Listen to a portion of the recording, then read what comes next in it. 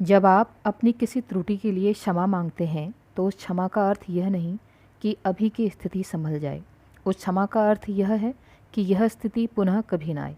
नमस्कार, आप सभी का स्वागत है Hindi education point YouTube channel में। इस चैनल के माध्यम से आपको उत्तराखंड प्रवक्ता स्क्रीनिंग भर्ती परीक्षा हेतु उत्तराखंड तथा सामान्य हिंदी के प्रैक्टिस सेट अभी तक कराए जा रहे थे। साथ ही साथ इस चैनल के माध्यम से आपको करंट अफेयर और अन्य सभी यूकेएसएससी तथा यूकेपीएससी से संबंधित महत्वपूर्ण अपडेट उपलब्ध कराई जाती है। जैसा कि मैंने आप सभी से कहा था कि अब अंतिम समय है, क्योंकि 27 अप्रैल को आपकी परीक्षा है और आज 17 मार्च है। ठीक है, तो मैं चाह रही थी और मैंने आपसे डिस्कस भी किया था कि अब हम पूरा प्रैक्टिस सेट यहाँ पे लेके आएंगे, जिसमें हम 40 अंक की शिक्षण अभिरुचि और सामान्य अध्ययन, उत्तराखंड और साथ ही साथ हिंदी, बस एक रीजनिंग वाला पार्ट मैं छोड़ रही हूँ। बाकी हम सारा यहाँ पर कम से कम लगभग 85 मार्क्स का हम यहाँ पर प्रैक्टिस सेट करेंगे। तो आप सभी लोग चैनल से जुड़े रहिए, क्योंकि मैं आपसे, जैसा मेरा एक पैटर्न है कि मैं कभी भी क्वेश्चंस के आंसर डायरेक्ट नहीं बताती हूँ, उसके साथ साथ एडिशनल नॉलेज जो आपको मिलनी चाहिए वो भी यहाँ पर आपको हर प्रश्न के साथ दी जाएगी। तो आपको प्रश्नों का संकलन, आपको प्रैक्टिस सेट अच्छा लगता है तो सभी जुड़े रहिए। आज हमारा प्रैक्टिस सेट 1 है। इसके साथ साथ आगे भी आप इसको जितना अधिक अप्रिशिएट करेंगे और अधिक प्रैक्टिस सेट यहाँ पर उपलब्ध होंगे, क्योंकि देखिए प्रैक्टिस सेट में क्या है, एक क्वेश्चन के साथ साथ मैं आपको अन्य चीज़ें इससे संबंधित कैसे आ सकती हैं, क्या बन सकते हैं प्रश्न, उन सभी पे हम चर्चा करेंगे। तो ज़्यादा समय न गंवाते हुए वीडियो को स्टार्ट करते हैं। जैसे कि पहला हमारा है शिक्षण अभिरुचि। तो शिक्षण अभिरुचि से हम पहला प्रश्न, अगर आपको प्रिंटिंग में कुछ दिखाई ना दे तो आप कृपया मेरी आवाज़ पे ध्यान दें, क्योंकि वैसे भी हम यूट्यूब के अधिकतर वीडियोस, आप नोट्स भी बना रहे हैं तो आप प्लीज़ मेरी आवाज़ पे ध्यान दीजिए, क्योंकि जितना लिखा है उससे ज़्यादा मैं आपको यहाँ पे एक्सप्लेन करने वाली हूँ। तो प्रैक्टिस से स्टार्ट करते हैं। पहला प्रश्न है शिक्षण अभिरुचि से। यहाँ पर 40 अंक की शिक्षण अभिरुचि आप सभी जानते हैं। ठीक है, तो पहला प्रश्न है, कक्षा में एक संप्रेषक का विश्वास स्तर निर्धारित होता है। देखिए शिक्षण अभिरुचि से अगर हम पहला प्रीवियस ईयर का प्रश्न पत्र देखें तो ऐसे प्रश्न कुछ ही थे, बाकी तो फैक्चुअल क्वेश्चन थे, तो मैंने यहाँ पर फैक्चुअल क्वेश्चन भी लिए हैं। तो ये प्रैक्टिस सेट मैं आपसे पहले भी कह चुकी, हम BS ने की बुक द्वारा यहाँ पर संकलित करते हुए हमने जो पहले जो की थे उत्तराखंड सामान्य हिंदी में, आपसे कहा था डॉक्टर हरदेव बहारी, तो ये भी आप ऑथेंटिक बुक से ही मैं यहाँ पर प्रश्न लेके आ रही हूँ, तो आप किसी भी प्रकार की अपने अंदर भ्रम ना पालें। तो पहला प्रश्न है, कक्षा में एक संप्रेषक का विश्वास स्तर निर्धारित होता है अतिशयोक्ति के प्रयोग से, आवाज स्तर के परिवर्तन से, अमूर्त अवधारणाओं के प्रयोग से या नज़र मिलाने से। पहले तो आप समझिए कि संप्रेषक का अर्थ क्या होता है। संप्रेषक का अर्थ होता है देखने वाला। तो हमसे जब देखने वाला हमको देख रहे हैं, हम पढ़ा रहे हैं, कुछ भी है, तो उसका जो कॉन्फिडेंट लेवल यानी कि उसका विश्वास स्तर कैसे पता चलेगा? ऑप्शन नंबर डी, नज़र मिलाने से। जब वो नज़र मिलाएगा, नज़र मिलाना और नज़र घूरना ये दोनों डिफरेंट चीज़ें। यहाँ पर एक संप्रेषक के रूप में जिसका सही आंसर होगा विश्वास स्तर निर्धारित होगा नज़र मिलाने से। ठीक है, अगला प्रश्न है, शिक्षा के व्यवसायीकरण के संबंध में निम्न में से कौन सा उपाय शिक्षा नीति 1968 में अपनाया गया था? ठीक है, नई शिक्षा नीति 1968 में अपनाया गया था। किससे संबंधित? शिक्षा के व्यवसायीकरण के संबंध से। ठीक है, तो ऑप्शन है सेतु पाठ्यक्रम, अनौपचारिक पाठ्यक्रम, कोर्स में पार्श्विक प्रवेश का समाधान या उपरोक्त सभी। तो उसका सही आंसर है ऑप्शन नंबर डी, उपरोक्त सभी। अगर हम बात करें तो शिक्षा का व्यवसायीकरण का जो संबंध था 1968 की शिक्षा नीति की अगर हम बात करें तो 1968 इस शिक्षा नीति का मुख्य उद्देश्य था शिक्षा का राष्ट्रीय महत्व का विषय घोषित करना। शिक्षा को राष्ट्रीय महत्व का विषय घोषित करना, यह इसका एक सबसे मेन मुद्दा था, और साथ ही साथ 14 वर्ष तक के बच्चों को जो है शिक्षा प्राप्त करवाना। ठीक है, 1968 की हम बात कर रहे हैं। अगला प्रश्न है, राज्य शैक्षिक अनुसंधान एवं प्रशिक्षण परिषद के पाठ्य सामग्री संबंधी प्रकार के संबंध में निम्न में से कौन सा कथन सत्य है या कौन सी बात सत्य है? तो राष्ट्रीय शैक्षिक अनुसंधान एवं प्रशिक्षण परिषद, अगर हम बात करें इसका शॉर्ट फॉर्म क्या होता है, कई बार फुल फॉर्म पूछा जा चुका है प्रीवियस ईयर के पेपर में, तो आप इसका शॉर्ट फॉर्म जानेंगे SCERT। अगर हम बात करें ये इसका गठन कब हुआ, राज्य शैक्षिक अनुसंधान एवं प्रशिक्षण परिषद का गठन कब हुआ? 1988 में। इसका गठन कब हुआ? 1988 में। और इसका कार्य क्या होता है? स्कूली शिक्षा में सुधार। इसका जो राज्य शैक्षिक अनुसंधान एवं प्रशिक्षण परिषद का जो गठन किया गया था 1988 में, इसका कार्य था स्कूली शिक्षा में सुधार लाना। तो अगर आप सारे ऑप्शन देखते हैं, इसके सारे ऑप्शन क्या है? देखिए, पहला है पाठ्यचर्या संशोधन, दूसरा है पाठ्य पुस्तकों की समीक्षा, तीसरा है पाठ्य सहायक सामग्रियों की समीक्षा, और चौथा है उपरोक्त सभी। तो स्कूली शिक्षा में सुधार कैसे होगा? जब ये सारी चीज़ें होंगी। तो SCERT 1988 में ये इस्टेब्लिश हुआ, और ये सभी इसके सही उत्तर हैं। उपरोक्त सभी is the right answer, option number D. अगला प्रश्न है, निम्न में से कौन राष्ट्रीय ज्ञान आयोग के प्रतिवेदन के स्तरों में सम्मिलित था? ज्ञान की सुलभता, ज्ञान के सिद्धांत, सृजन या उपरोक्त सभी। तो उसका सही उत्तर ऑप्शन नंबर डी, उपरोक्त सभी। ज्ञान की सुलभता, ज्ञान के सिद्धांत और सृजन, ये तीनों प्रतिवेदन के स्तरों में सम्मिलित है। किसके? राष्ट्रीय ज्ञान आयोग के। अगर हम बात करें राष्ट्रीय ज्ञान आयोग की स्थापना कब हुई थी, तो 2005 में हुई थी। ठीक है, 2005 में हुई थी। और इसके पहले अध्यक्ष, या अध्यक्ष हम कह सकते हैं कौन? सैम पित्रोदा। जब इसका गठन हुआ 2005 में, तो अध्यक्ष कौन थे? सैम पित्रोदा। ठीक है, अगला प्रश्न है, सेवारत अध्यापक शिक्षा का अभिप्राय निम्न में से कौन है? मतलब सेवारत अध्यापक शिक्षा का अभिप्राय निम्न में से कौन से हैं? कि सेवारत अध्यापक शिक्षा का मतलब क्या था? जो अध्यापक सेवारत हैं, जो पढ़ा रहे हैं, जो कार्य कर रहे हैं। तो इसका अभिप्राय निम्न में से किस में है? अध्यापकों को उनके व्यवसाय की जानकारी देना, संबंधित कौशल विकास पर बल देना, समय अनुसार प्रासंगिक अनुशोधन का अनुदेशन का कार्यान्वयन, या उपरोक्त सभी। तो उसका सही उत्तर है ऑप्शन नंबर डी, उपरोक्त सभी। देखिए, हर समय टेक्नोलॉजी आगे बढ़ रही है, तो सेवारत जो अध्यापक शिक्षा है, जो अध्यापक हैं, इसका मतलब यह था कि शिक्षकों को ज्ञान कौशल के द्वारा अपडेट करना है ना। कोई भी चीज़, जैसे हमारा कंप्यूटर आया, तो उस समय के जो शिक्षक थे उनको कंप्यूटर ट्रेनिंग दी गई कि ये समझें कि कंप्यूटर का यूज़ हम बच्चों की एजुकेशन के लिए किस प्रकार कर सकते हैं। तो सेवारत अध्यापक शिक्षा का अभिप्राय इन सभी से था। व्यवसाय की जानकारी देना, संबंधित कौशल विकास पर बल देना, और समय अनुसार प्रासंगिक अनुदेशन का कार्य, मतलब जो भी समय के अनुसार आ रही हैं चीज़ें, उनसे उनको अपडेट कराना, ये सेवारत अध्यापक शिक्षा का उद्देश्य था, अभिप्राय था। तो उपरोक्त सभी इज द राइट आंसर। अब यहाँ पर मैं इतनी सारी चीज़ें क्यों बता रही? क्योंकि इससे संबंधित प्रश्न किसी भी प्रकार से बने तो आपको वहाँ पर आंसर हिट करे। अगला प्रश्न है, राष्ट्रीय पाठ्यचर्या रूपरेखा 2005 के अनुसार काल्पनिक चिंतन और ज्ञानार्जन द्वारा साक्षरता के संबंध में निम्न में से कौन सी भाषा सटीक है? ठीक है, राष्ट्रीय पाठ्यचर्या रूपरेखा यानी कि NCF। देखिए, हर चीज़ का शॉर्ट फॉर्म भी आप याद रखेंगे, NCF। अगर हम बात करिए NCF किसने जारी किया था, प्रश्न ऐसे भी आ सकता है, NCF किसने जारी किया था? तो NCF जारी किया था NCERT ने। ये NCF जारी किसने किया था? NCERT ने। 2005 की ये बात हो रही है। तो यहाँ पर जो बात की गई थी, ऑप्शन है शास्त्रीय भाषा, द्वितीय भाषा, मातृभाषा और तृतीय भाषा। तो उसका सही आंसर है ऑप्शन नंबर सी, मातृभाषा। ठीक है, बढ़ते हैं अगले प्रश्न पर। अगला प्रश्न है, विद्यालय अभिशासन एवं प्रबंधन का अभिप्राय शिक्षा अधिकार अधिनियम 2009 के अनुसार विद्यालय में क्या है ना। तो विद्यालय अभिशासन एवं प्रबंधन का अभिप्राय शिक्षा का अधिकार अधिनियम 2009 के अनुसार विद्यालय में क्या है? आधारभूत सुविधाओं की उपलब्धता, आधार संरचना की व्यवस्था, शैक्षिक मानकों की पर्याप्तता, या उपरोक्त सभी। तो उसका सही आंसर है ऑप्शन नंबर डी, उपरोक्त सभी। अगर हम बात करें तो जो शिक्षा का अधिकार अधिनियम 2009 था, इसके अंतर्गत क्या था भाई? इसका अंतर्गत था 6 से 14 साल तक के बच्चों को जो है अनिवार्य और निःशुल्क शिक्षा की यहाँ पर बात की गई थी। ठीक है, अब बढ़ते हैं हम आगे। अगर हम बात करें तो धारा 24, इसी ये जो हमारा शिक्षा का अधिकार अधिनियम है, धारा 24 में शिक्षकों के कर्तव्य और शिकायतों का निवारण, इस पर भी इसमें बात की गई है। ठीक है, जो एडिशनल चीज़ें मुझे याद आते रहेंगी मैं आपको बताते रहूँगी। अगला प्रश्न है क्वेश्चन नंबर 7, NCC की ट्रेनिंग विद्यालयों में क्यों दी जाती है? इसमें नौकरी मिलने में सहायता होती है, इससे शरीर एवं मन पुष्ट रहता है, इससे देश की रक्षा हेतु छात्रों को तैयार किया जाता है, उपरोक्त सभी की प्राप्ति में सहायक है। तो आप ये ना सोचें कि नौकरी मिलने वाली बात यहाँ पे क्यों कही गई है। आप सभी जानते हैं NCC और NSS के हमको एडिशनल मार्क्स मिलते हैं, तो ये बात बिल्कुल सही है, ये मानक है। तो हम ये भी सही आंसर है, ये भी और ये भी। तो इसका सही आंसर ऑप्शन नंबर डी, उपरोक्त सभी की प्राप्ति में सहायक है। अगर हम बात करें कि NCC की स्थापना कब की गई, तो उसका आंसर है 15 जुलाई। आप नोट करते चलिए साथ साथ में, 15 जुलाई 1948। NCC की स्थापना कब हुई? 15 जुलाई 1948। और ट्रेनिंग इसके विद्यालयों में क्यों दी जाती है? ये सभी इसके आंसर हैं। ठीक है, बढ़ते हैं अगले प्रश्न पर। अगला प्रश्न है, छात्रों को जीवन शिक्षा के ज्ञान को जीवन में प्रयोग करने हेतु क्या करेंगे? छात्रों को जीवन शिक्षा के ज्ञान को जीवन में प्रयोग करने हेतु क्या करेंगे? ये कुछ ऐसे प्रश्न आएंगे विद्यार्थियों जो हमें थिंकिंग स्किल पे हमारे, कि आप शिक्षक हैं तो आप इस तरह इन चीज़ों को कैसे समझ सकते हैं, कैसे पढ़ाएंगे, उस पर हैं। इसको हम रट नहीं सकते, इसको हम समझ सकते हैं।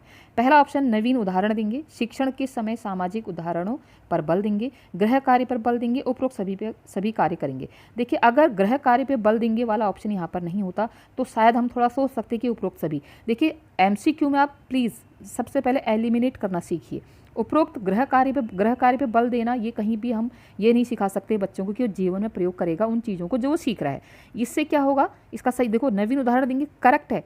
शिक्षण के समय सामाजिक उदाहरणों पर बल देंगे, ये भी करेक्ट है। लेकिन तीसरा गलत हो गया। अब तीसरा गलत हो गया तो उपरोक्त सभी भी गलत हो गया, तो C और हमारे D गलत हो गए। तो अब हमको इन दोनों में से एक सिलेक्ट करना है। तो नवीन उदाहरण और शिक्षण के समय सामाजिक उदाहरणों पर बल देंगे। जो हमारी सोसाइटी में एग्जाम्पल सेट है उनके द्वारा अगर हम बच्चों को सिखाएंगे तो अच्छे से समझेंगे। तो हमारा सही आंसर क्या है, ऑप्शन नंबर B, शिक्षण के समय सामाजिक उदाहरणों पर बल देंगे। ठीक है, अगला प्रश्न है, शिक्षक द्वारा अपनाई जाने वाली निम्न प्रयोगात्मक शिक्षण गतिविधियों को चक्रीय क्रम में व्यवस्थित कीजिए। है ना, यानी कि सबसे पहले क्या होगा, फिर क्या होगा, फिर क्या होगा। तो सबसे पहले होगा नंबर 3, यानी कि आत्मसात होना, किसी भी चीज़ को आप पहले आत्मसात करेंगे। उसके बाद समायोजित करना, और उसके बाद रूपांतरण होना, और उसके बाद भिन्न मत होना। तो हमारा सही आंसर ऑप्शन नंबर D, 3, 1, 2, 4। ठीक है, वीडियो पॉज करके आप खुद से भी आंसर लगा सकते हैं क्योंकि आपकी प्रिपरेशन बहुत अच्छी हो चुकी होगी। ठीक है, बढ़ते हैं अगले प्रश्न की तरफ।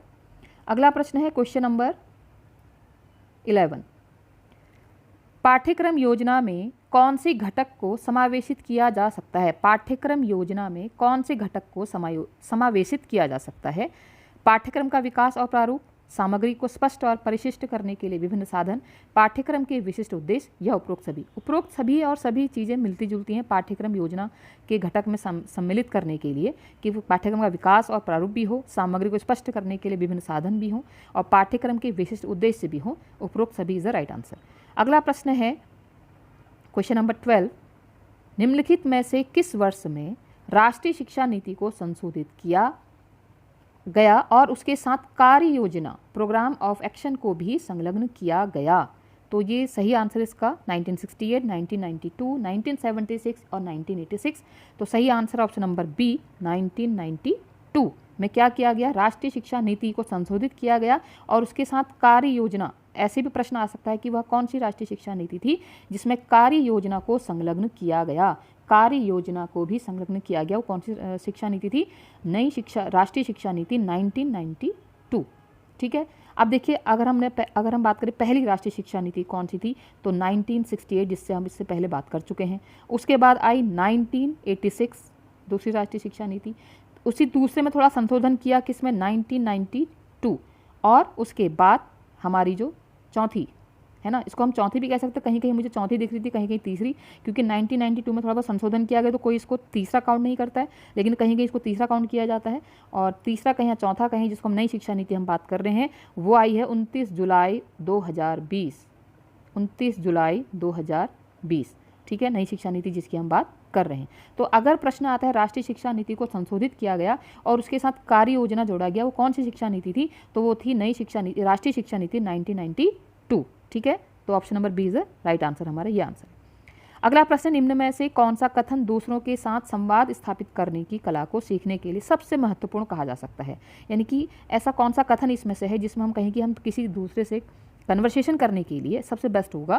पहला ऑप्शन है संप्रेषण में शरीर क्रियात्मक शोर को खत्म करना, जहाँ गलत समझ जाने की संभावना बिल्कुल नहीं रहती, जहाँ पर संबंधों को प्रतिफल देने वाला या लाभप्रद बनाया जा सके, या उपरोक्त सभी। तो उसका सही आंसर है जहाँ पर संबंधों को प्रतिफल देने वाला या लाभप्रद बनाया जा सके, वही कन्वर्सेशन बेस्ट होता है, जहाँ पर हम उससे जिस रीजन से मिल रहे हैं वो रीजन हमारा कंप्लीट हो जाए। ठीक है, वही संवाद हमारा सबसे बेस्ट है।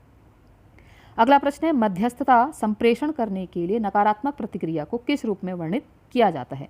यानी कि जब आप मध्यस्थता संप्रेषण करते हैं तो उसमें नकारात्मक प्रतिक्रिया को किस रूप में वर्णित कर सकते हैं, आलोचना, खंडित प्रतिपुष्टि, निष्क्रिय प्रतिपुष्टि, या गैर अनुरूप। तो उसका सही आंसर ऑप्शन नंबर A, आलोचना है ना। मीडिएटर जब कोई आता है तो नकारात्मक प्रतिक्रिया को किस रूप में वर्णित करेंगे, आलोचना के रूप में। देखो, आलोचना सही भी बताती है और गलत भी बताती है, तो हम आलोचना इज द राइट आंसर।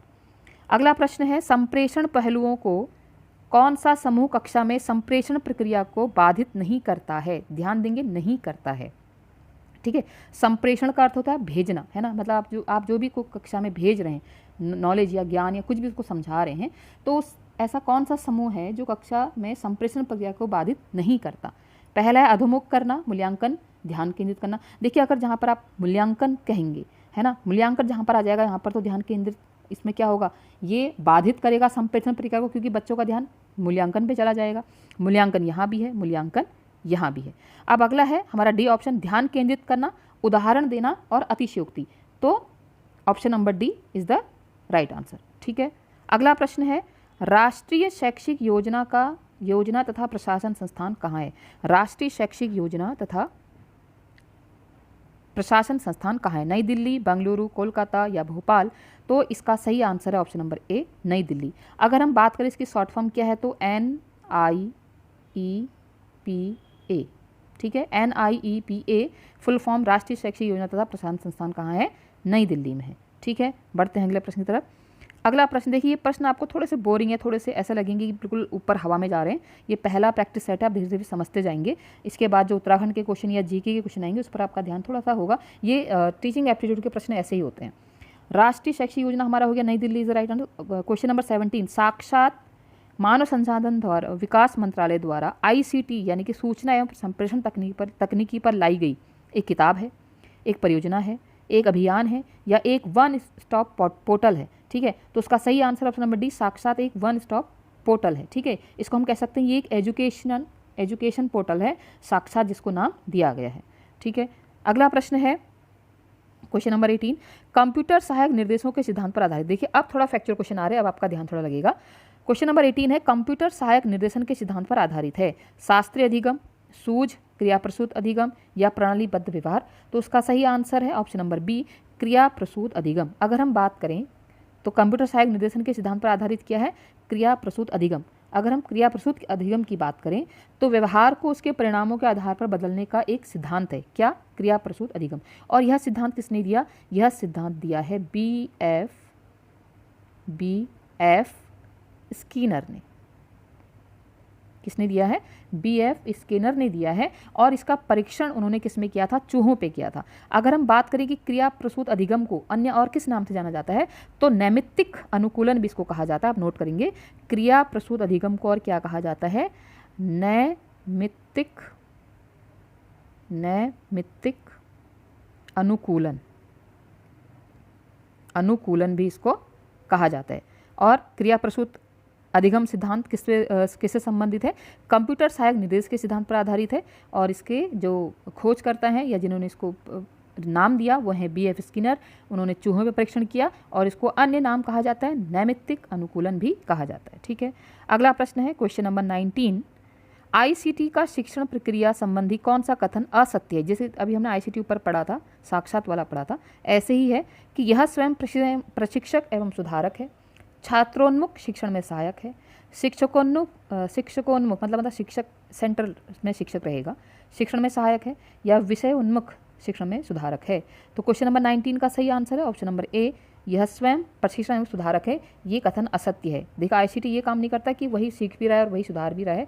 ठीक है, तो यह बाकी इसके संबंध में है कि ये छात्र सेंटर भी काम करता है, विषय सेंटर भी काम करता है और शिक्षक सेंटर भी काम करता है, लेकिन स्वयं प्रशिक्षण और सुधारक ये दोनों नहीं है। ठीक है, अब बढ़ते हैं अगले प्रश्न की तरफ। अगला प्रश्न है क्वेश्चन नंबर 20, असुरे और कहीं पर एश्योर भी बोला जाता है इसको, असुरे एश्योर मॉडल और iCare मॉडल ICT के एकीकृत मॉडल हैं जो सहायक हैं। देखिए ICT से बहुत प्रश्न आ रहे हैं, तो आप थोड़ा सा यहाँ पर ध्यान दे सकते हैं।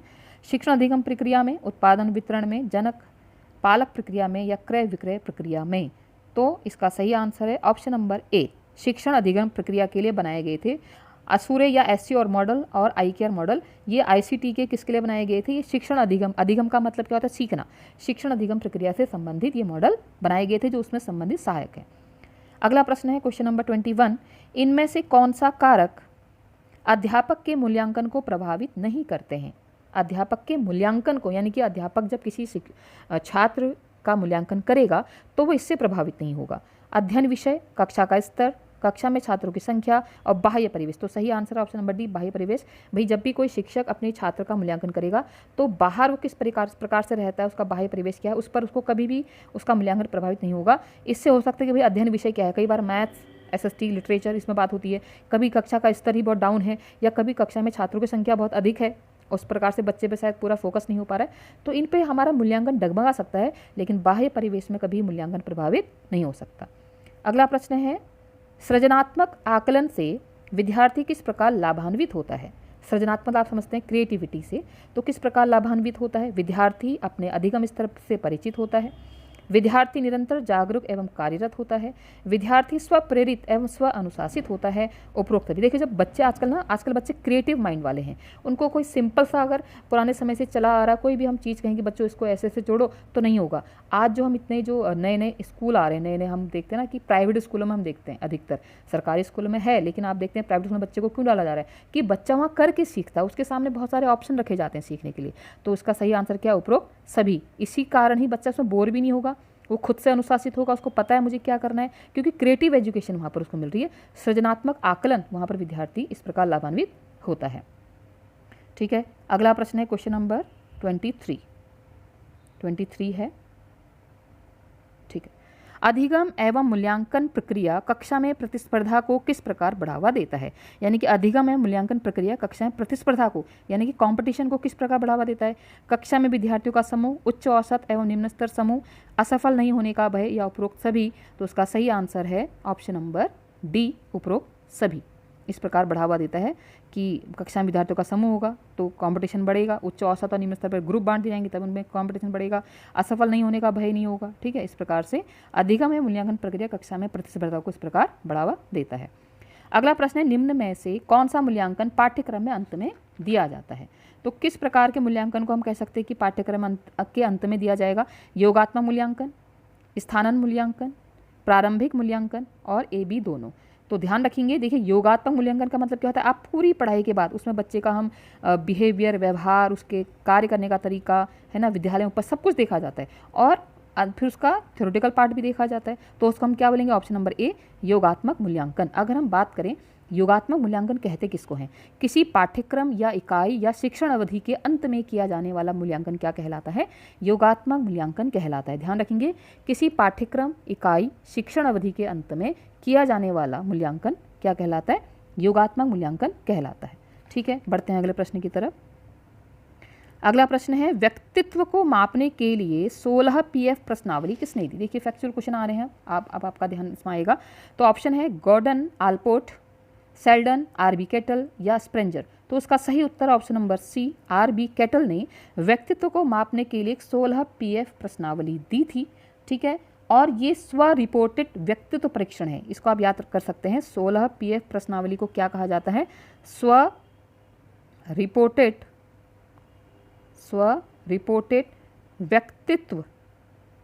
व्यक्तित्व परीक्षण है। हम 16 PF की बात कर रहे हैं। अगर देखिए इसमें एक नाम तो आता है RB केटल का, इसके साथ साथ और नाम भी हैं, इनको याद कर सकते हैं आप। मॉरिस तात्सुओका, मॉरिस करके आ सकते हैं, मॉरिस तात्सुओका और हर्बर्ट एबर, इनके नाम भी इसमें आते हैं, लेकिन मेन मुख्य जो है वो RB केटल ही हैं। लेकिन अगर इनके नाम भी हैं तो ध्यान दे सकते हैं, क्योंकि कई बार ऑप्शन इस प्रकार से आ सकता है कि RB केटल, मॉरिस तात्सुओका और हर्बर्ट एबर और उपरोक्त सभी। तो आप ध्यान रखेंगे ये जो 16 PF प्रश्नावली है इन तीनों द्वारा ये बनाई गई थी और इसका नाम क्या है, स्व रिपोर्टेड व्यक्तित्व परीक्षण। ठीक है, अगला प्रश्न है क्वेश्चन नंबर हमारा आएगा 26।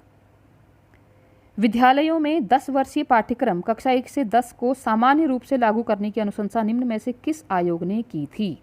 ठीक है, तो कोठारी आयोग, मुदालियर आयोग, श्री प्रकाश समिति या यशपाल समिति। तो क्वेश्चन नंबर 26 का सही आंसर है ऑप्शन नंबर ए, कोठारी आयोग। ठीक है, जिसको हम क्या कहते हैं, राष्ट्रीय शिक्षा आयोग भी कहते हैं क्या। ऑप्शन में आप मुझे कमेंट बॉक्स में जरूर लिख के दिखाएं, राष्ट्रीय शिक्षा आयोग भी इसको कहा जाता है क्या, मैं क्या लगा रही हूँ, यानी कि आपको मुझे कंफर्म करना है। ठीक है, तो सामान्य रूप से लागू करने की अनुशंसा निम्न में से किसने दी थी, तो हमारा आंसर है कोठारी आयोग। अगर बात करें तो इसकी स्थापना हुई थी 1964 में और इसके अध्यक्ष कौन थे, दौलत सिंह कोठारी, तभी इसका नाम क्या पड़ा, कोठारी आयोग पड़ा। स्थापना हुई है 1964। अगला प्रश्न है क्वेश्चन नंबर 27। वर्तमान परिवेश में किस भूमिका में शिक्षक महत्वपूर्ण हो गया है। देखिए शिक्षक पहले होते थे गुरु, अब तो शिक्षक सब कुछ है, सामाजिक नेतृत्व, परिवर्तन का वाहक और आचार्य और उपरोक्त सभी, ये सभी हैं। शिक्षक आजकल के समय में क्या है ना, शिक्षा एक सामाजिक नेतृत्व भी करता है, क्योंकि जो भारत के देश का भविष्य है या किसी भी देश का भविष्य वो कक्षा में पल रहा है। और आचार्य तो मतलब उसको अपने विषय का ज्ञान भी होना चाहिए। परिवर्तन का वाहक, वो किसी की परिस्थिति में परिवर्तन लाने का वाहक भी तो है। उपरोक्त सभी इज द राइट आंसर। अगला प्रश्न है क्वेश्चन नंबर 28, अध्यापक शिक्षण में, क्वेश्चन नंबर 28, अध्यापक शिक्षण में भागीदार अध्यापकों की शिक्षा के मूल्यांकन का आधार निम्न में से कौन सा है। यानी कि अध्यापक शिक्षण में भागीदार जो अध्यापक होंगे उनकी शिक्षा का मूल्यांकन किस प्रकार। अब आप सोचिए, हम लेक्चरर बनने जा रहे हैं, तो हमारा साक्षात्कार भी था पहले, अब हट गया है, बुद्धि परीक्षण हो रहा है। देखो टीचिंग एप्टीट्यूड के क्वेश्चन के साथ साथ हमारा वो है ना रीजनिंग का पार्ट भी है। भाषा एवं मनोवृत्ति परीक्षण, भाई हमारा क्या है, हिंदी भी उसमें 20 नंबर की आ रही है। उपरोक्त सभी इज द राइट आंसर।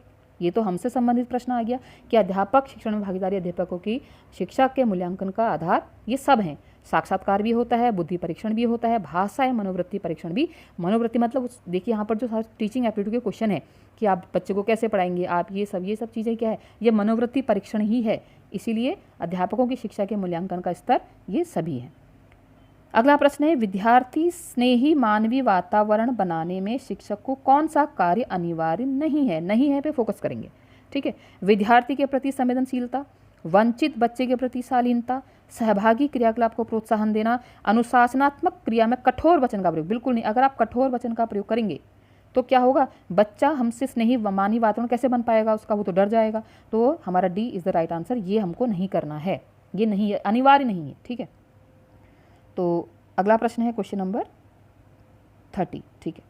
छात्रों के लेख को प्रभावी बनाने के लिए शिक्षक को क्या करना चाहिए। लेख मीन्स राइटिंग, लिखने का अभ्यास देना, उनमें प्रतिस्पर्धा विकास करना, यानी कि बच्चा तो अच्छा करेगा उससे अच्छा करके दिखाओ ये बोलना, समय समय पर उसकी परीक्षा लेना, या इनमें से कोई नहीं। देखिए लेखन तब अगर आप उसका कंपटीशन रख देंगे ना तो शायद वो उस समय अच्छा करे, या स्पीड में उस समय खराब कर दे, या उस समय धीरे धीरे कंपटीशन के उससे अच्छा करे।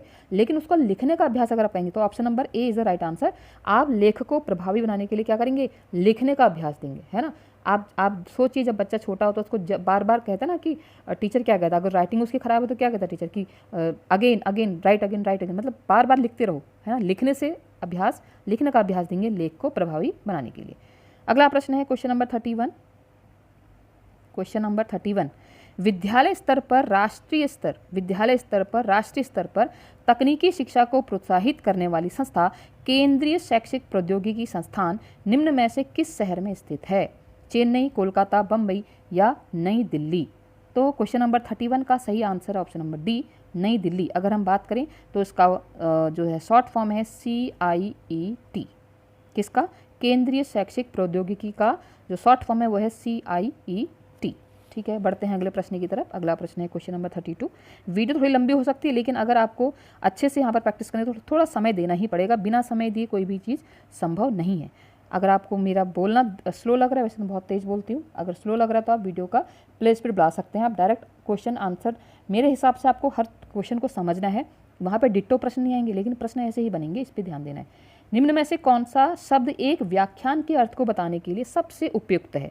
एक व्याख्यान का अर्थ जब आप बताएंगे तो क्या करेंगे, सूचना का श्रवण, मूल्यांकन श्रवण, गुरुतापूर्ण पूर्वक श्रवण या गतिशील श्रवण। तो उसका सही आंसर ऑप्शन नंबर बी, मूल्यांकन श्रवण। मतलब अगर आपको एक व्याख्यान का अर्थ बताने के लिए सबसे उपयुक्त, आपसे अगर बच्चे सुन नहीं, आप कहोगे कि जैसे माना आप रीडिंग करवा रहे हो और आपने कहा कि कौन कहाँ पहुँचा है, मैं आपसे पूछूंगा अभी थोड़ी देर में, तो बच्चे क्या होगा ना, उंगली लगा के उसको पढ़ेगा, उसको ध्यान देगा, भाई टीचर मुझसे पूछ लेगा। तो जब भी आप कोई, माना आपने कहा मैं टेस्ट लूंगी, जो मैं अभी पैसेज आपको पढ़ के सुना रही हूँ इसमें से मैं टेस्ट लूंगी, इसमें से मैं क्वेश्चन पूछूंगी, तो बच्चे उस व्याख्यान को ध्यानपूर्वक सुनेंगे। तो मूल्यांकन श्रवण मतलब वही है, ठीक है। मूल्यांकन श्रवण मतलब क्या है कि आपने कोई एक्सप्लेनेशन दिया और बच्चों से कहा कि अब मैं इसमें से कुछ क्वेश्चन पूछूंगा या पूछूंगी, तो मूल्यांकन श्रवण है। तो यही व्याख्यान के अर्थ बताने के लिए सबसे उपयुक्त तरीका है। अगला प्रश्न है, निम्न में से कौन सी एक शिक्षण सहायक सामग्री है। LCD projector, green board, tap recorder और उपरोक्त सभी। तो सही आंसर उपरोक्त सभी। आप सभी जानते हैं ब्लैक बोर्ड होता था, लेकिन अब तो कक्षा में ग्रीन बोर्ड है, तो उपरोक्त सभी इज द राइट आंसर। अगला प्रश्न है, कक्ष में विद्यार्थियों को अच्छा, औसत और कमजोर रूप में वर्गीकृत करने का आधार निम्न में से कौन सा है। रुचि का, योग्यता का, गति का या व्यक्तित्व का। देखो कक्षा में बच्चा ना धर्म से जाना जाता है, ना अपनी व्यक्तित्व से जाना, वो किससे जाना जाता है, वो अपनी योग्यता से जाना जाता है। तो सही answer is the B, right answer. योग्यता के आधार पर आप इनको ऐसे कर सकते हैं कि भाई इसका आईक्यू लेवल कह सकते हैं। हम कहते हैं ना, हम खुद ही हम कक्षा में जब पढ़ाते हम कहते हैं कि ये 10 बच्चे थोड़ा अच्छे हैं, थोड़ा ये एवरेज है, थोड़ा ये वीक है, हमको उन पे इनको पास लाने तक हमको बनाना है और इनको हमको टॉपर बनाना है, हमको ये पता होता है। तो हम उसको किसके आधार पर करते हैं, योग्यता के आधार पर। अगला प्रश्न है क्वेश्चन नंबर 35। क्वेश्चन नंबर 35, ठीक है। एक शब्द की वस्तुनिष्ठ ऑब्जेक्टिव परिभाषा क्या होती है? अप्रत्यक्ष अर्थ, गुणबोध अर्थ, सूचक अर्थ या प्रत्यक्ष अर्थ? तो इसका सही उत्तर ऑप्शन नंबर सी, सूचक अर्थ। वस्तुनिष्ठ मतलब ऑब्जेक्टिव परिभाषा क्या होती है? एक बिल्कुल है ना, जैसे अभी एलटी में क्वेश्चन उठ रहा है, बार बार अपील्स में जा चुकी है, तो आपने वहाँ पर जज का एक बयान सुना होगा कि जज का कहना था कि ऑब्जेक्टिव क्वेश्चन का तो 2 दूनी 4 होता है, 2 दूनी 5 नहीं हो सकता है, मतलब उसका करेक्ट एक ही आंसर होना चाहिए। तो उस प्रकार से यहाँ पूछा गया है कि ऑब्जेक्टिव परिभाषा क्या होती है? सूचक, कि एक ही उसका अर्थ निकल के आ रहा है। अगला प्रश्न है, निम्न में से चर्चा के बारे में कौन सा कथन सत्य नहीं है? यह औपचारिक संप्रेषण नेटवर्क की तुलना में अधिक तीव्र है, यह औपचारिक नेटवर्क की तुलना में कम शुद्धता से कार्य करता है, यह लगभग सभी संगठनों में पाया जाता है, यह औपचारिक संप्रेषण से अधिक अधिमान है। ठीक है, तो सही आंसर है क्वेश्चन नंबर 36 का option number option number D, यह औपचारिक संप्रेषण से अधिक अधिमानित है। यानी कि ये सत्य नहीं है कि औपचारिक संप्रेषण से अधिक अधिमानित कौन सा नहीं है? चर्चा। ठीक है, अगला प्रश्न है क्वेश्चन नंबर 37। निम्नलिखित में से कौन सी समिति है जो स्वतंत्रता के बाद भारत सरकार द्वारा महिलाओं की शिक्षा के लिए गठित की गई? तो ध्यान देंगे, स्वतंत्रता के बाद भारत में बनने वाला महिलाओं की शिक्षा के लिए सबसे पहला वो ऐसी कौन सी समिति थी? डॉक्टर राधाकृष्ण आयोग, मुदालियार आयोग, डॉक्टर दुर्गाबाई देशमुख समिति या इनमें से कोई नहीं? तो क्वेश्चन नंबर 37 का सही आंसर है option number C, doctor Durgabai Deshmukh समिति। अगर हम बात करें कि डॉक्टर दुर्गाबाई देशमुख समिति का गठन कब हुआ, गठन भी हम याद रखेंगे ना, मई 1958। अब प्रश्न ऐसा ना बन के ये बन गया कि डॉक्टर दुर्गाबाई देशमुख समिति का स्थापना कब हुई, गठन कब हुआ? तो मई 1958, और दुर्गाबाई देशमुख ही इसकी जो है अध्यक्ष थी, उन्हीं के द्वारा बनाया गया था। अगला प्रश्न है, शिक्षण के दौरान सहगामी निरीक्षण का प्रमुख क्षेत्र निम्न में से कौन सा है? बालक का असहज व्यवहार, बालक का संवेगात्मक व्यवहार, बालक का क्रियात्मक व्यवहार या बालक का संज्ञानात्मक व्यवहार? तो क्वेश्चन नंबर 38 का सही आंसर ऑप्शन नंबर ए, बालक का असहज व्यवहार। यानी कि शिक्षण के दौरान सहभागी निरीक्षण का प्रमुख क्षेत्र इनमें से कौन सा होगा कि बालक असहज व्यवहार क्यों कर रहा है। अगला प्रश्न है क्वेश्चन नंबर 39, एजुसेट 2004 निम्न में से कौन सा लाभ शिक्षा जगत को हुआ? वर्चुअल क्लास संभव, कॉन्फ्रेंस क्लास संभव, सिंपोजियम सेमिनार संभव या उपरोक्त सभी? तो इसका सही आंसर है ऑप्शन नंबर डी, उपरोक्त सभी। अगर हम बात करें कि एजुसेट 2004 है क्या, ये है, इसका गठन कब हुआ था? तो 20 सितंबर 2004 को इसका गठन हुआ, और प्राथमिक से हाई स्कूल तक के बच्चों के लिए दूरस्थ शिक्षा के लिए इसको बनाया गया।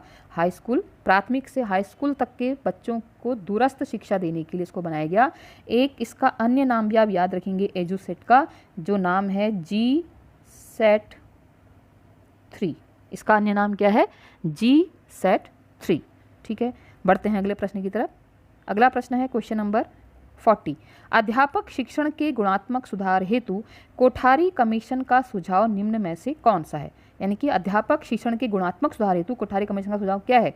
बेहतर विषय समायोजन, शिक्षा में शोध द्वारा व्यवसायिक निपुणता या स्व अध्ययन एवं सेमिनार कार्यशाला या उपरोक्त सभी? तो उसका सही आंसर है उपरोक्त सभी। तो यहाँ पर आपको कोठारी कमीशन के सुझाव पता चल गए कि ये सारे सभी चीज़ इसके जो है कमीशन के सुझाव हैं।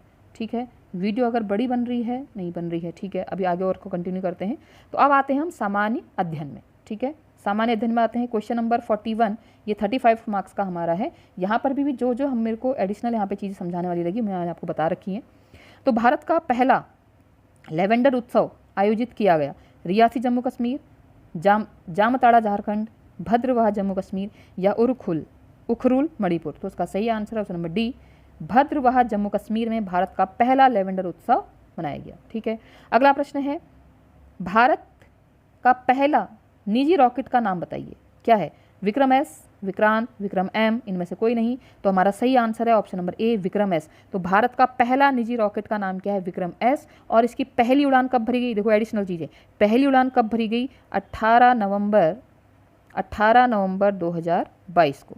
तो यह है भारत का पहला निजी रॉकेट। इसकी पहली उड़ान 18 नवंबर 2022 और ऑप्शन है विक्रम एस। ठीक है, अगला प्रश्न है, हमको यहाँ पर वन्य जीव अभयारण्य और राज्य से जोड़ना है। ठीक है, तो नामदफा है, ऐसा आपको नामदफा अरुणाचल प्रदेश है, और बांदीपुर की बात करें तो कर्नाटक है, और पेरियार की बात करें तो केरल है, और लामजाओ हो गया मणिपुर। तो ये है हमारे राइट आंसर। नामदफा है आपका अरुणाचल प्रदेश, बांदीपुर है आपका कर्नाटक, पेरियार है आपका केरल, और लामजाओ है मणिपुर। तो हमारा सही है ऑप्शन नंबर सी। अगला प्रश्न है, महासागरीय सतह का निर्माण किस प्रकार की चट्टानों से हुआ है? ग्रेनाइट, बेसाल्ट, परतदार या गैब्रो? तो उसका सही आंसर है ऑप्शन नंबर बी, बेसाल्ट। तो महासागरीय सतह का निर्माण किस प्रकार की चट्टान से हुआ है? बेसाल्ट। अगर हम बात करें चट्टानें कितने प्रकार की होती है? 3 प्रकार की होती हैं। कौन कौन सी? आप सभी को पता होगा, आग्नेय, अवसादीय और कायांतरित। ठीक है, बढ़ते हैं अगले प्रश्न की तरफ। अगला प्रश्न है क्वेश्चन नंबर 45, ये है। ठीक है, भारत के निम्न नेशनल पार्कों को उत्तर से दक्षिण की दिशा की ओर क्रमबद्ध कीजिए। आप ये मत सोचिए कि यहाँ पर प्रश्न ही प्रश्न में आपको एडिशनल चीज़ें बताऊंगी। अब देखिए, इंद्रावती नेशनल पार्क कहाँ है, मैं आपको बताती हूँ। इंद्रावती नेशनल पार्क है छत्तीसगढ़। Indravati national park Chhattisgarh. अब है नागरहोल नेशनल पार्क कहाँ है? कर्नाटक। कर्नाटक। उसके बाद है कार्बेट, आप सभी जानते हैं उत्तराखंड में है, और माधव नेशनल पार्क है मध्य प्रदेश, MP। ठीक है, तो छत्तीसगढ़, अब आप ऐसे समझिए, छत्तीसगढ़, ये छत्तीसगढ़ में है, ये कर्नाटक में है, ये उत्तराखंड में हो गया, और ये माधव नेशनल पार्क मध्य प्रदेश में है। तो अब हमको इसको कैसे लगाना है? उत्तर से दक्षिण की ओर। तो सबसे पहले क्या आएगा? कॉर्बेट नेशनल पार्क आएगा। ठीक है, यानी कि 3 कहाँ है? 3 एक ही में है, देखो किस में है? ऑप्शन नंबर डी में। तो ये हमारा राइट आंसर है। तो 3, 4, 1, 2 हमारा राइट आंसर है। अगला प्रश्न है, रणथंभौर वन्य प्राणी अभ्यारण्य यह भारत के किस प्रदेश में है तथा किसके लिए प्रसिद्ध है? राजस्थान बब्बर शेर, गुजरात जंगली गधा, गुजरात बब्बर शेर, राजस्थान काला हिरण। तो उसका सही answer option number A, Rajasthan Babbar शेर के लिए प्रसिद्ध है रणथंभौर वन्य जीव अभ्यारण्य। ठीक है, अगला प्रश्न है क्वेश्चन नंबर 47, निम्नलिखित में से कौन सा सबसे गहरा सागर है? दक्षिणी चीन सागर, बेरिंग सागर, भूमध्य सागर या जापान सागर? देखो, निम्नलिखित से पूछा है, तो निम्नलिखित में जो सबसे गहरा सागर है वो है दक्षिणी चीन सागर। Option A is the right answer. अगर हम बात करें कि सबसे गहरा महासागर कौन सा है, तो प्रशांत महासागर, ये आप सभी लोग जानते होंगे। प्रशांत महासागर सबसे गहरा महासागर है। ठीक है, और यहाँ पर निम्नलिखित में कौन सा है? दक्षिण चीन सागर। अगला प्रश्न है क्वेश्चन नंबर 48, निम्नलिखित झीलों में से कौन सी एक विश्व धरोहर झील है? बोलीविया का रेडू लेगुन, डोमिनिकी का बॉइलिंग झील, चीन का 5 फ्लावर झील या क्रोएशिया का प्लिटविस झील? तो उसका आंसर है ऑप्शन नंबर डी, क्रोएशिया का प्लिटविस झील जो है ये एक विश्व धरोहर स्थल है। अगला प्रश्न है, भारत का प्रथम तितली उद्यान कहाँ स्थित है? काजीरंगा या राष्ट्रीय पशु उद्यान या बन्नरघट्टा जैविक उद्यान या उपरोक्त में से कोई नहीं?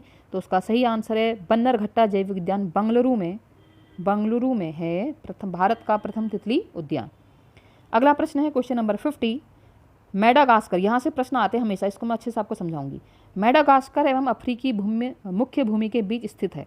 गिनी की खाड़ी, जिब्राल्टर संधि, मोजाम्बिक चैनल या बेरिंग जल संधि? तो उसका सही आंसर है option number C, Mozambique channel. तो ये मोजाम्बिक चैनल कहाँ है? मेडागास्कर और अफ्रीकी मुख्य भूमि के बीच में। अगर हम बात करें जिब्राल्टर जल संधि की, कई बार पूछा जा चुका है, जिब्राल्टर जल संधि है यूरोप और अफ्रीका को अलग करती है। जिब्राल्टर जल संधि किसको करती है? यूरोप और अफ्रीका को अलग करती है। ठीक है, और भूमध्य सागर को अटलांटिक महासागर से जोड़ती है। कौन? जिब्राल्टर जल संधि। एक तो हमने कहा कि यूरोप और अफ्रीका को अलग करती है, दूसरा भूमध्य सागर को अटलांटिक महासागर से जोड़ती है। अगर हम बात करें बेरिंग जल संधि की, ठीक है, बेरिंग जल संधि की बात करें तो बेरिंग जल संधि अलास्का और रूस के बीच है। ध्यान रखेंगे कहाँ है? अलास्का और रूस के बीच है। मैं उतना लिख नहीं सकती, लेकिन आप सुने जरूर, ऐसे लेट हो जाएगी, वीडियो खाली बड़ी हो जाएगी। आप लोग सोचते हैं कि बस 2 मिनट मैगी बन जाए, ऐसा होता नहीं है।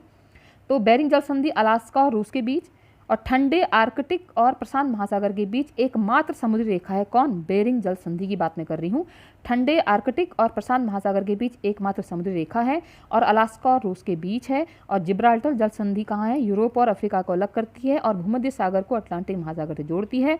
और हमारा जो यहाँ पर मेडागास्कर और अफ्रीकी मुख्य भूमि के बीच स्थित वो आंसर था हमारा मोजाम्बिक चैनल, ऑप्शन नंबर सी।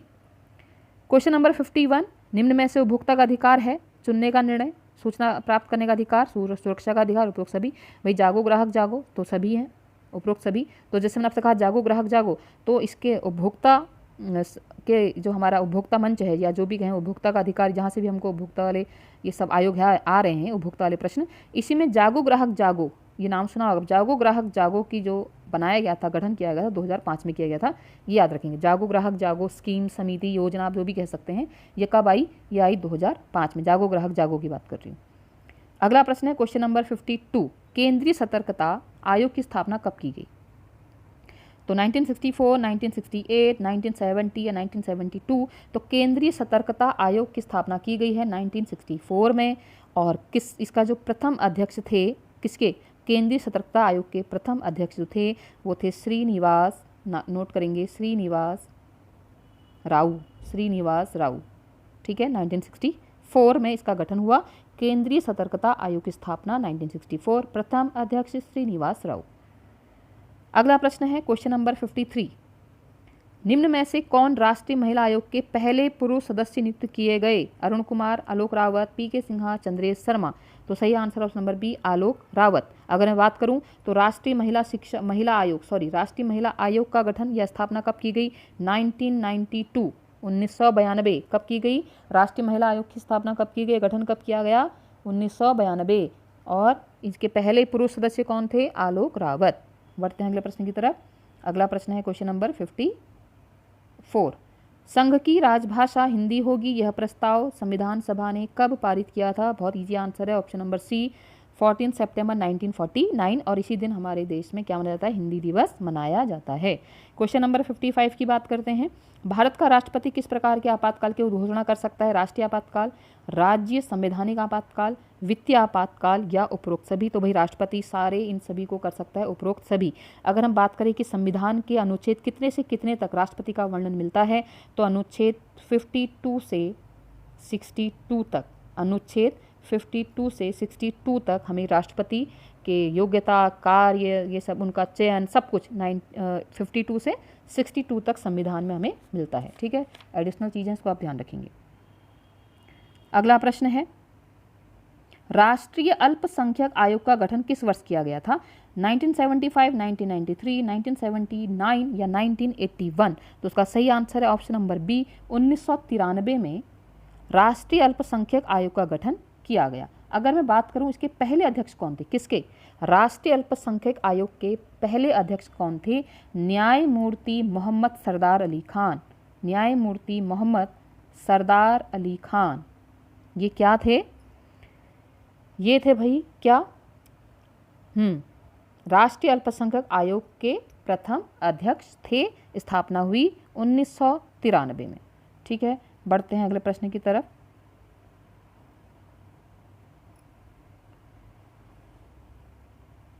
भी हम अगली वीडियो में करेंगे, वीडियो काफ़ी लंबी हो रही है, तो आप लोग सभी चैनल से जुड़े रहें।